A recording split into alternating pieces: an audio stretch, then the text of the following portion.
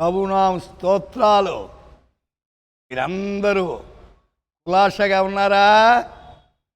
మరి ఒకసారి దేవాది దేవుడు యూట్యూబ్ ద్వారా మిమ్మల్ని కలుసుకునేదానికి ఇచ్చిన అవకాశాన్ని బట్టి దేవుని స్తోత్రాలు.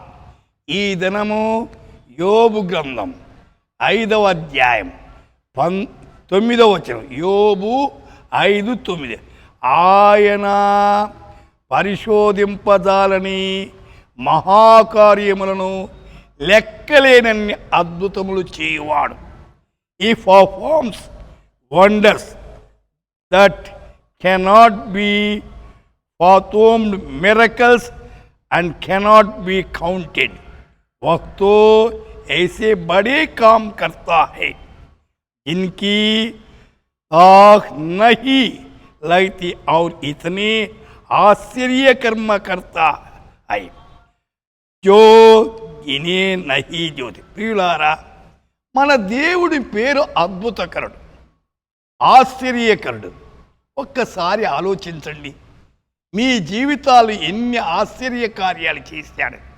ఈ దినం మీరు జీవంతో ఉన్నారంటే ఆశ్చర్యం అండి, ఆశ్చర్యకరుడు. అందుచేత 48వ కీర్తన 5వ వచనం, వారు దాన్ని చూచిన వెంటనే ఆశ్చర్యపడిరి అంటున్నాడు. యోబు 10:16లో, ఎడతగన్ని ఆశ్చర్యమైన బలమును నీవు నా మీద చూపుదు. అవును, ఆయన బలం మనకు కావాల, ఆయన ఆశ్చర్య కార్యాలు మన పట్ల జరిగించాల.